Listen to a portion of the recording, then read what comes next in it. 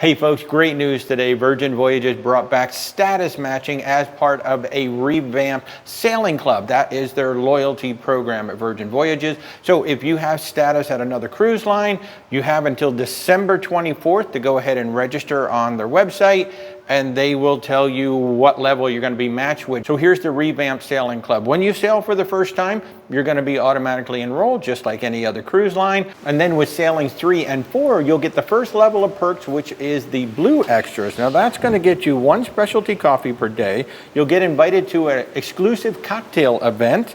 You'll get 1 bag of complimentary laundry, and you're going to get a dedicated sailor services support. So that should be a different phone number for you to call. So if you're not using a travel agent like myself, you will have a different number to call Virgin Voyages directly. Now from voyage number 5 and on, you will get what's called the deep blue extras. That will give you 2 specialty coffees per day. You'll get $100 added to your bar tab. Of course, you get to go to that exclusive cocktail event. You're going to get unlimited premium Wi-Fi, so that's an upgrade from the already included Wi-Fi.